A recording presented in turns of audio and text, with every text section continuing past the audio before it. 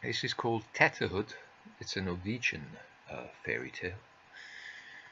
Once upon a time there was a king and a queen who had no children, and that made the queen very sad. She seldom had a happy hour. She was always crying, always complaining, always saying how dull and lonesome it was in the palace, getting on everyone's nerves. In the process, if we had children there would be life enough, she said.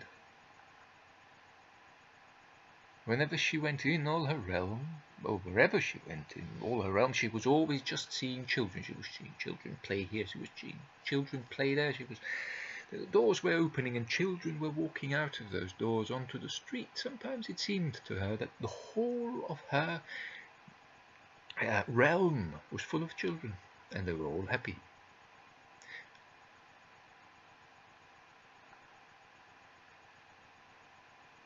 At other times, all she heard was women scolding their children, saying, "Oh, you haven't done that right, you haven't done that right." And she thought, what a beautiful pastime that would be. She could only do that to a child. And she kept going on about this. She kept going on about how much she wanted a child. So at some point, the king and the queen decided together they would adopt the girl. To raise her, to always have her with them, to love her if she did well, to scold her if she did wrong, just as if she was their own child. One day, the little girl whom they had taken as their own ran down into the palace yard, and she was playing with a golden apple. And just then a beggar woman came by, who herself had a little girl with her, and it wasn't long before the little girl and the beggar's girl were great friends, and they began to play together and to toss the golden apple about between them.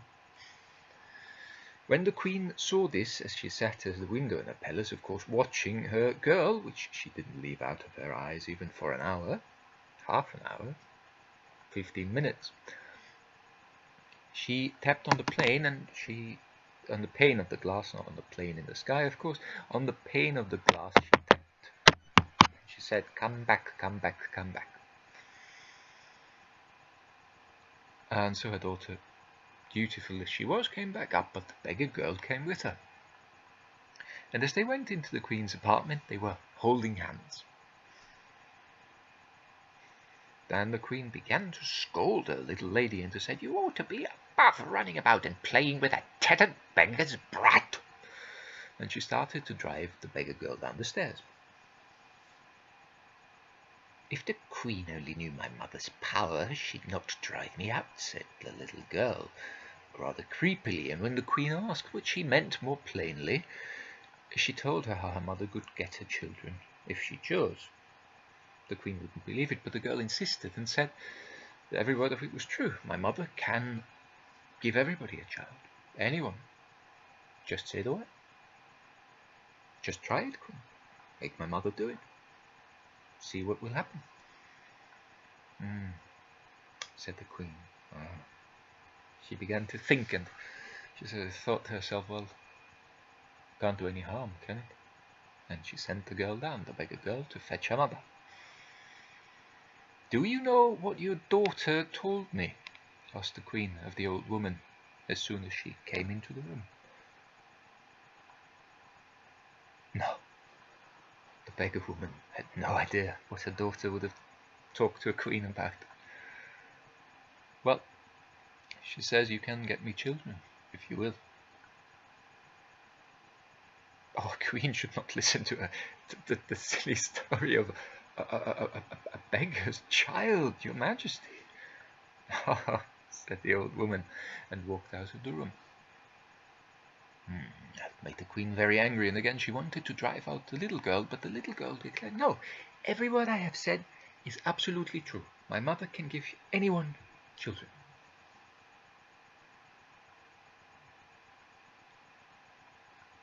"Let the queen only give my mother something to drink, and when she is a little bit drunk, then her tongue will be loosened and she will soon find a way to help you. She's just a little bit shy." The queen was ready to try this, so the beggar woman was fetched again and treated with as much wine and mead as she wanted. But it was not long before her tongue began to wag, and the queen came out again with the same question that she had asked before. "Oh, "Oh, perhaps I do know a way to help you," said the beggar woman. "Your Majesty must make those guys over there, bring in 2 pails of water some evening before you go to bed. Wash yourself in each of them, and afterwards throw the water under your bed. When you look under your bed the next morning, 2 flowers will have sprung up. A beautiful one and an ugly one. Eat the beautiful one, but leave the ugly one alone. Be careful not to forget this last bit of advice. Very careful." And yeah, the queen did what the beggar woman advised her to do. She had the raw water brought up in 2 pails, washed herself in them, and emptied them under the bed. And when she looked under the bed the next morning, there stood 2 flowers. One was ugly and foul and had black leaves, but the other one was so bright and fair and lovely she had never seen anything like it.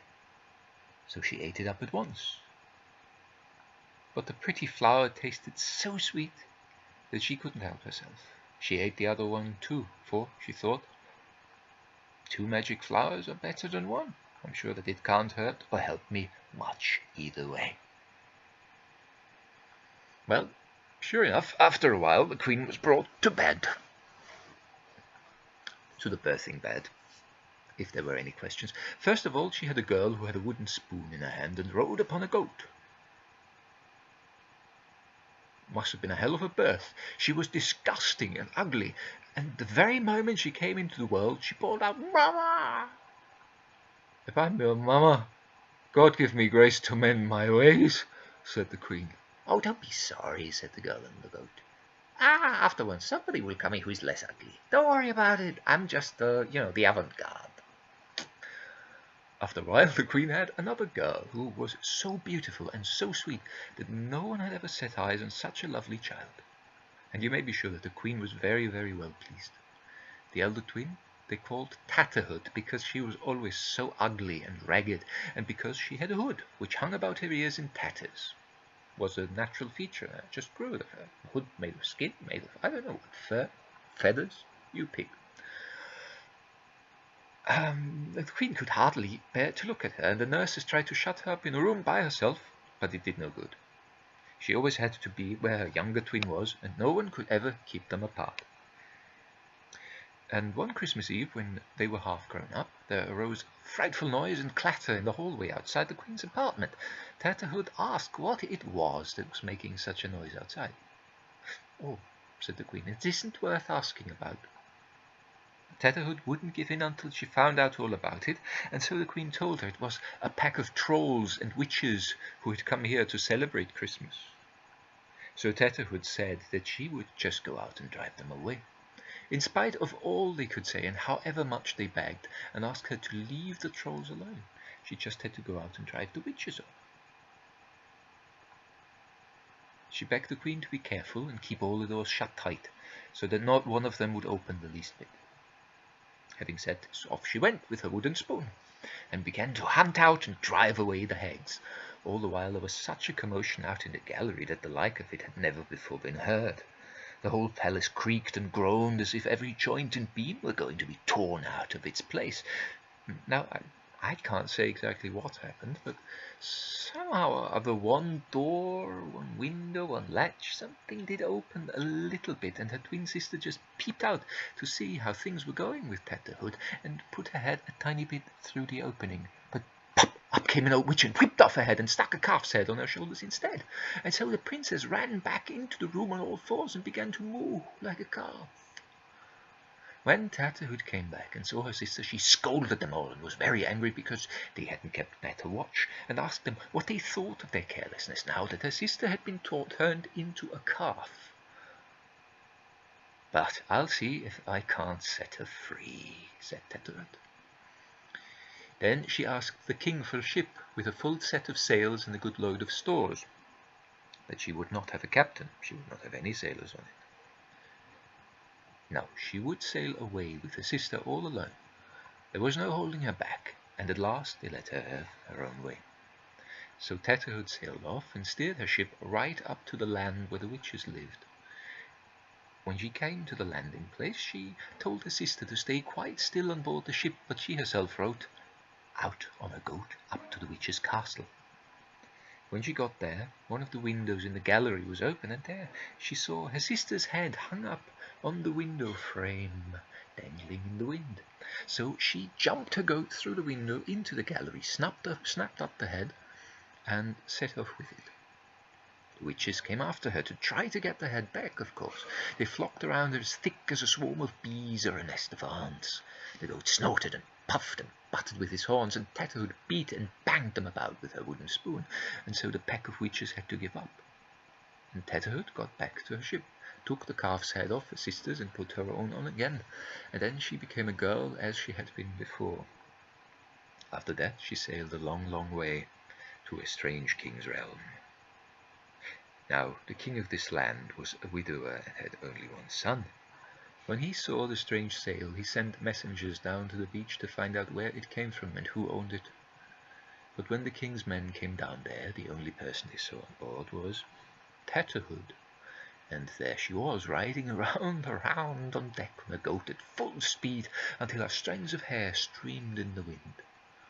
The men from the palace were all amazed at this sight and asked if there were no more people on board.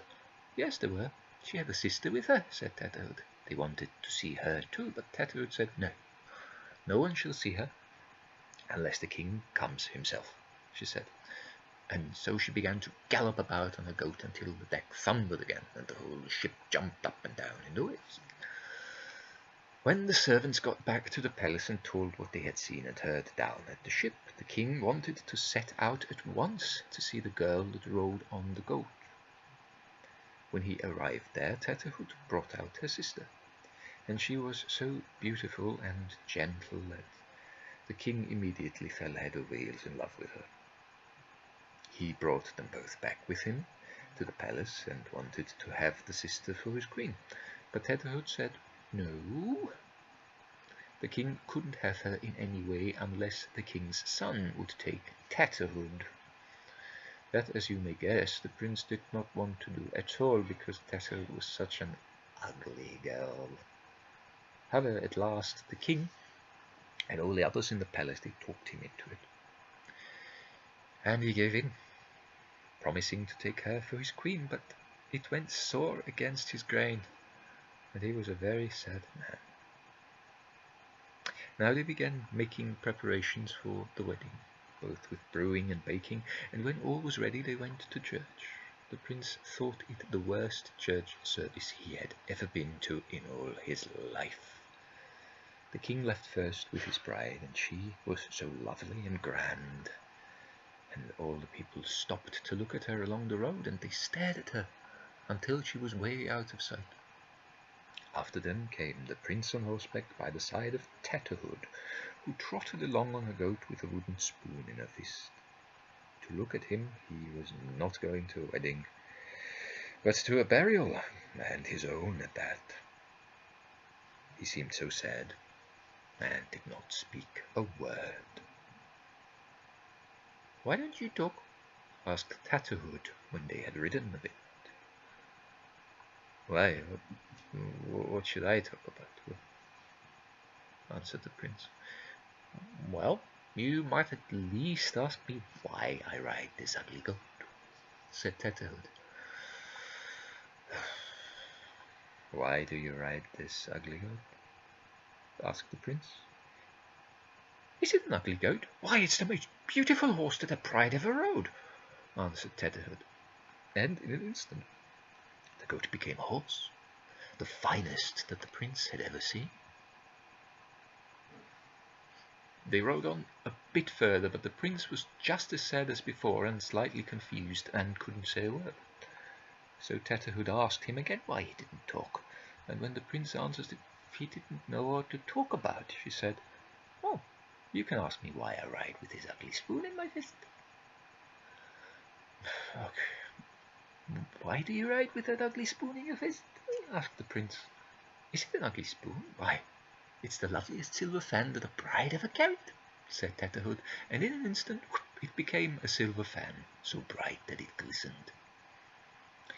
They rode a little way further, but the prince was still just as sad and really confused now, and did not say a word. In a little while Tatterhood asked him again why he didn't talk, and told him to ask why she wore the ugly grey hood on her head. "Why do you wear an ugly grey hood on your head?" he asked. "Is it an ugly hood?" "Why, it's the brightest golden crown that a bride ever wore," answered Tatterhood, and it became a crown at once. Now they rode a long way further, and the prince was so sad that he sat without making a sound or uttering a word, just as before. Didn't even notice the transformations, perhaps, I don't know.